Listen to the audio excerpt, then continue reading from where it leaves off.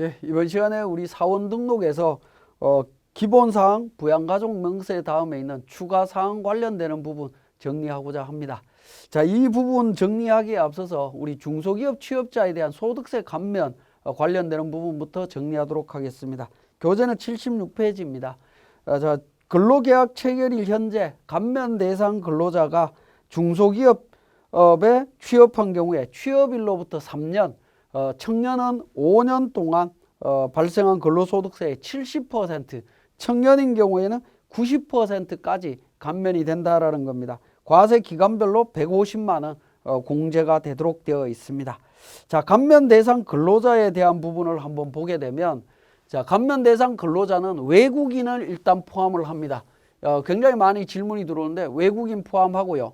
근로계약 체결일 현재 기준으로 판단을 합니다. 나이 15세 이상 34세 이하인 사람입니다. 자, 병역을 이행한 경우에는 그 기간을 근로계약 체결일 현재 연령에서 빼고 계산한 나이가 34세 이하이면 됩니다. 자, 그 다음에 60세 이상인 사람, 장애인, 경력 단절 여성의 경우에 받는 소득에 대해서 소득세를 감면받을 수 있다라는 겁니다.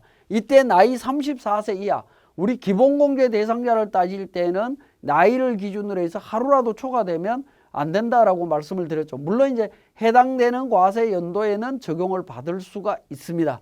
근데 우리 감면 대상 근로자 판단할 때 34세 이하라고 하는 부분은 연령이 근로계약 체결일 현재 만 35세 미만이면 34세 이하에 포함을 해줍니다.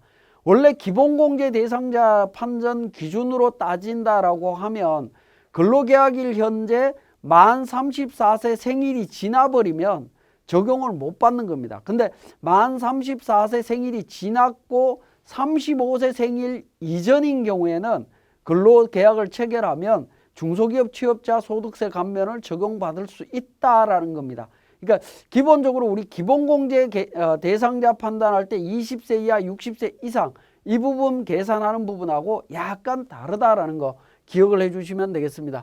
이 부분은 34세 이하를 만 35세 미만인자로 조금 더 폭넓게 해석하고 있다. 그렇게 이해를 하시면 되겠습니다.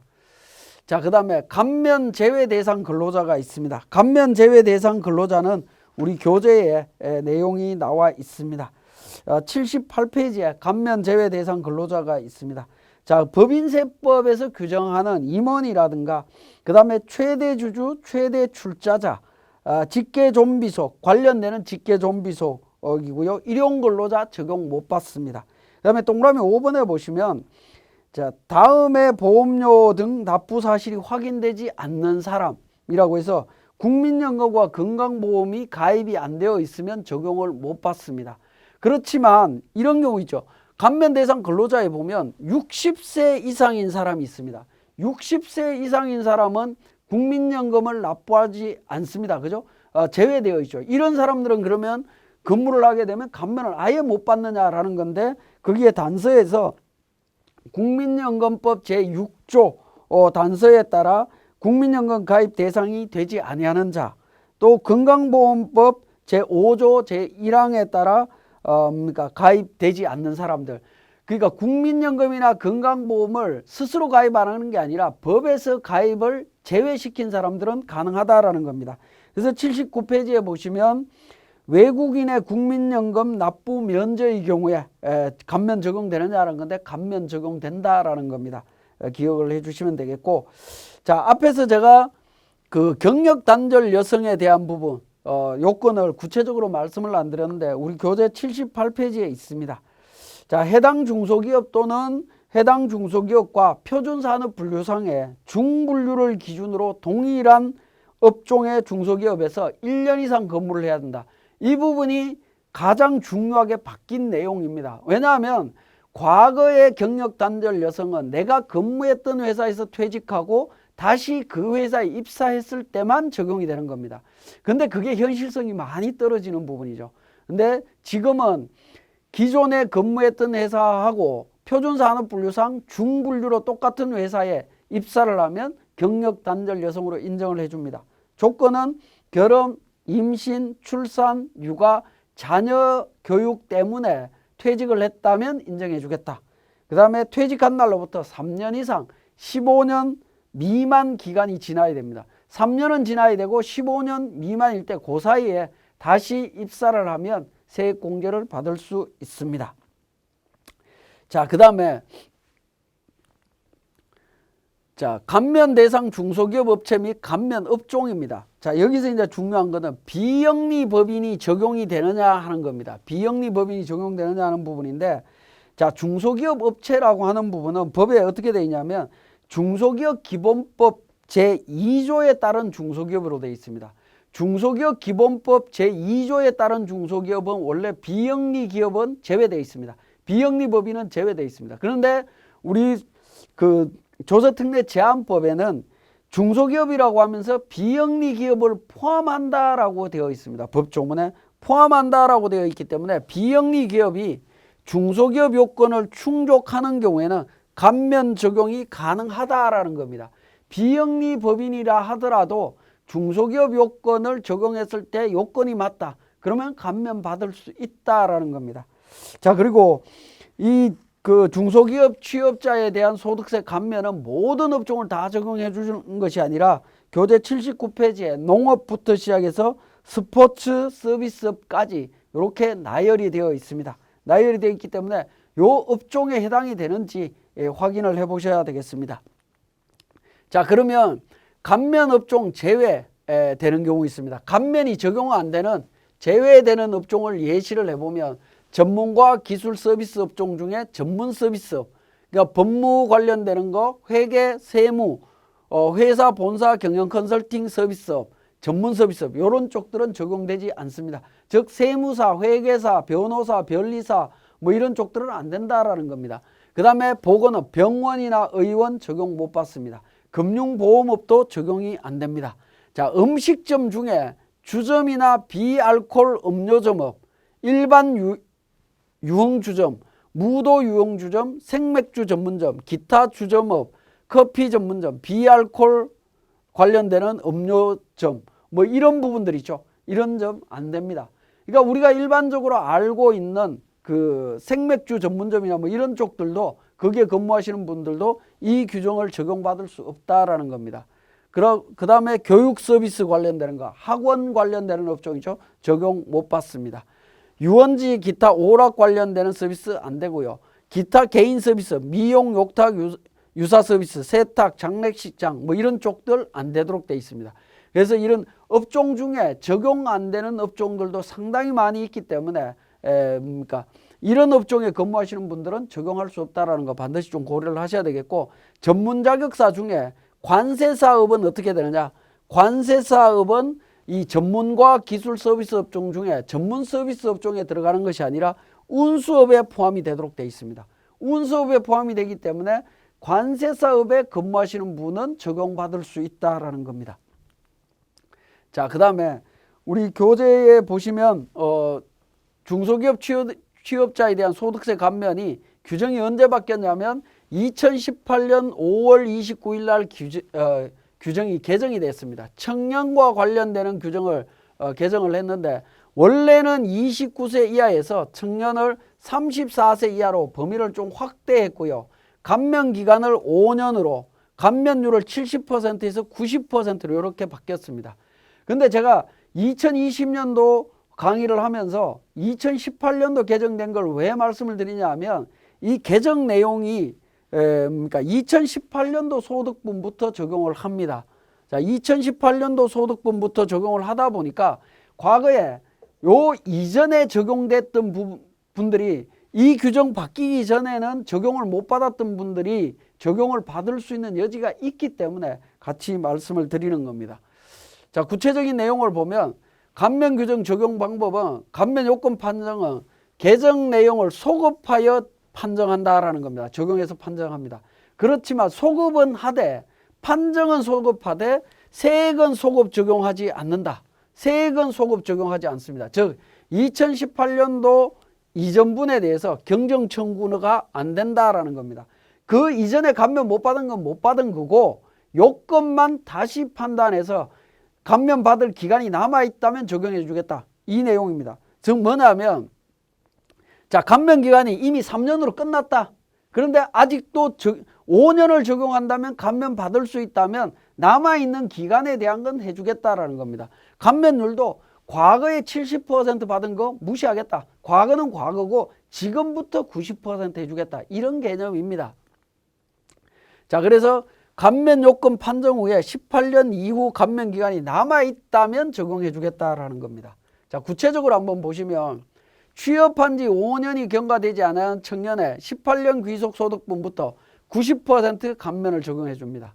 자, 그러면 2015년도 5월 달에 취업했다라고 하면 15년도니까 3년간 적용이 가능하죠. 그럼 3년이면 어떻게 되죠? 2018년도 5월 달이면 끝입니다. 종료가 됐습니다. 근데 법이 개정이 됐죠. 개정이 됐기 때문에 자, 감면 기간은 종료되었지만 감면 요건을 소급 적용하여 취업일로부터 5년이 되는 날이 속하는 달까지 발생한 2018년도 소득분부터 감면이 가능하다.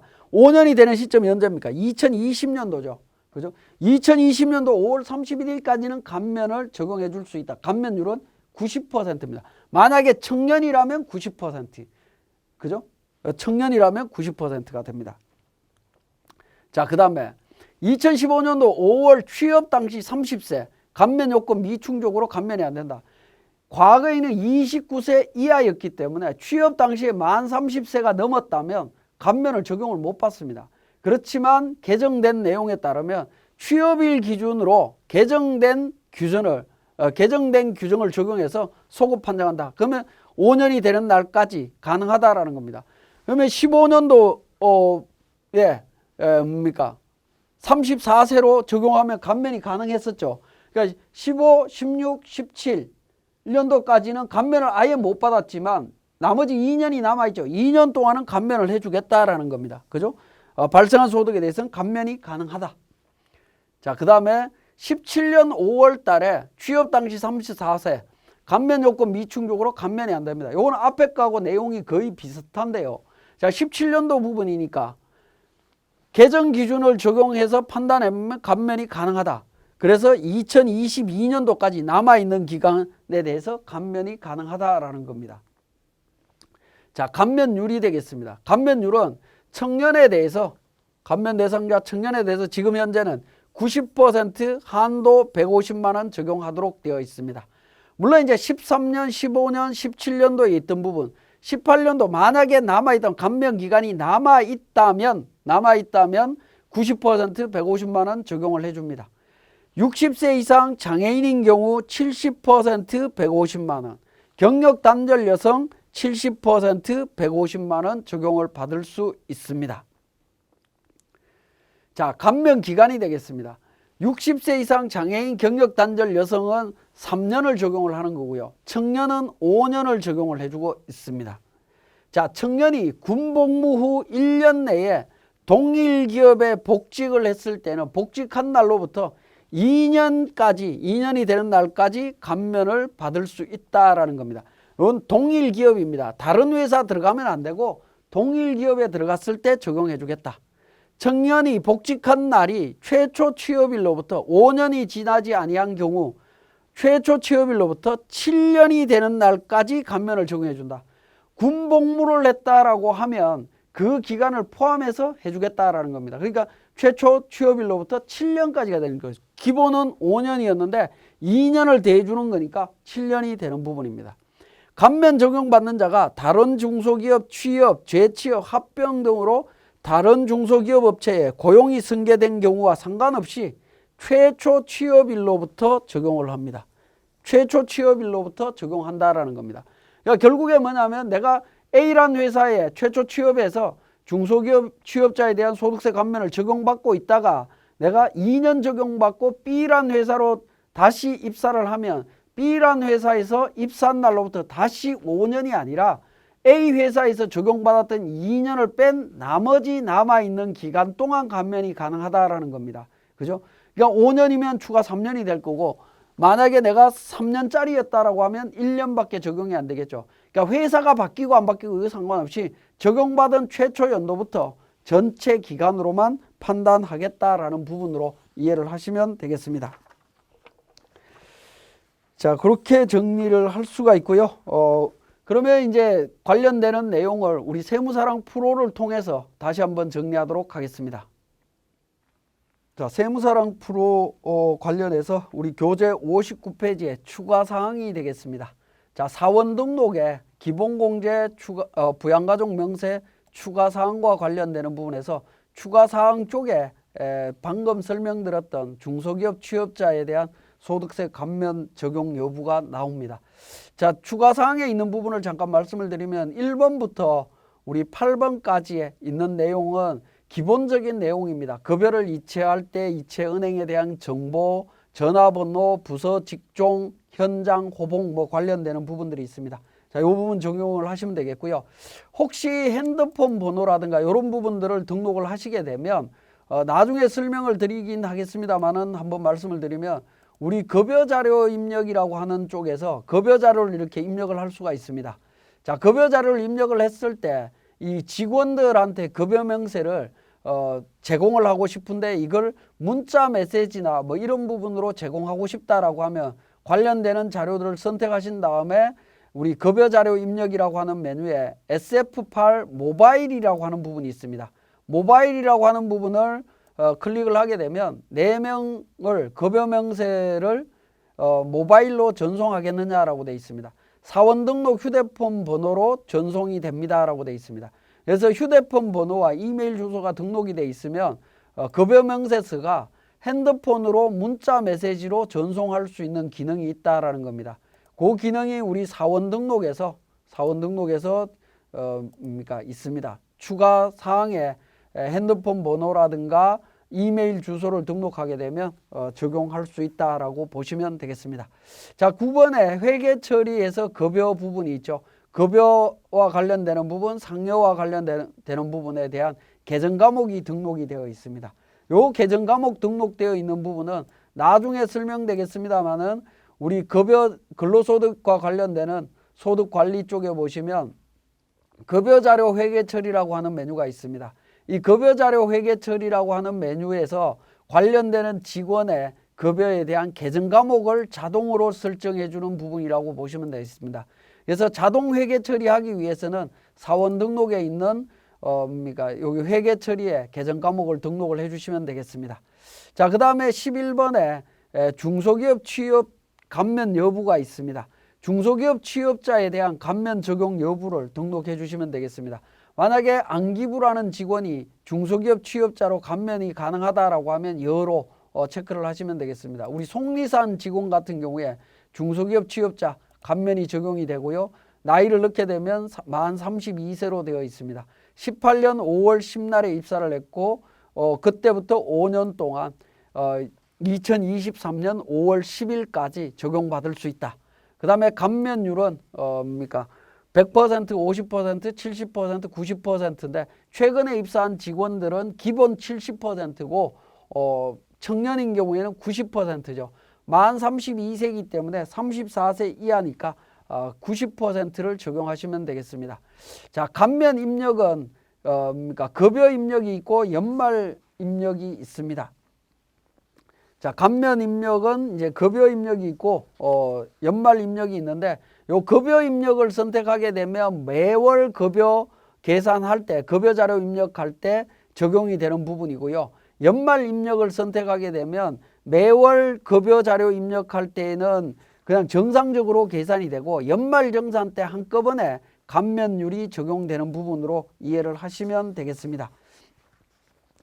자, 그리고 이제 나와 있는 부분이 12번에 소득세 적용률이라고 하는 부분이 있습니다. 자, 소득세 적용률을 한번 보시면 그 소득세 적용률 관련해서 우리 교재에 내용이 나와 있는데요. 교재 93페이지가 되겠습니다. 자, 93페이지에 원천징수 세액 적용 비율 선택이라고 하는 부분이 있습니다. 자, 원래 이제 원천징수 세액은 간이세액표에서 나온 금액을 그대로 원천징수하도록 되어 있습니다. 기본적으로는 100% 적용하도록 되어 있습니다. 그런데 이제 근로자가 근로소득 간이세액표 해당란의 세액의 120% 또는 80%를 선택해서 원천 징수할 수 있도록 하고 있다라는 겁니다. 요거는 왜 그러냐 하면 우리가 연말정산할 때 세액공제라든가 이런 부분 적용받았는데 간이세액표에 의해서 원천 징수한 세액보다 연말정산을 해보니까 환급 금액이 너무 많이 나오더라. 환급 금액이 너무 많이 나온다는 얘기는 매월 원천 징수한 세액이 생각보다 많았다라는 부분이죠. 그러한 경우에는 80% 정도로 원천 징수를 하고 환급 금액을 좀 줄이는 방향으로 하는 게 좋겠다라는 부분이고요. 반대의 경우 연말정산을 했는데 오히려 추가납부세액이 많이 나오더라라는 겁니다. 추가납부세액이 많이 나오면 그러니까 연말정산 시즌에 우리가 납부해야 되는 세액이 많아짐으로 인해서 그 달에 연말정산하는 시점에 그 달 소득 금액이 줄어드는 문제가 생깁니다. 그러한 부분을 방지하기 위해서 그러면 매달 원천징수세액을 조금 더 많이 하라라는 겁니다. 그러니까 120% 정도로 해서 연말정산 때 한꺼번에 내는 부분을 좀 줄이라라는 의미가 되겠죠. 이 소득세 적용률을 그런 의미에서 80%, 120% 선택해달라라는 부분입니다. 그러니까 100%, 80%, 120% 중에 하나를 선택할 수 있습니다. 그리고 만약에 80%나 120%를 선택했다면 선택한 이후의 과세기간 종료일까지는 계속 적용을 해야 됩니다. 만약에 80%를 선택했다면 12월 31일까지 80%를 계속 적용해달라는 겁니다. 120% 선택했을 때도 마찬가지죠. 계속 적용해달라는 의미로 이해를 하시면 되겠고, 자, 이러한 부분들이 우리 급여자료 입력에 반영되는 과정을 한번 보도록 하겠습니다.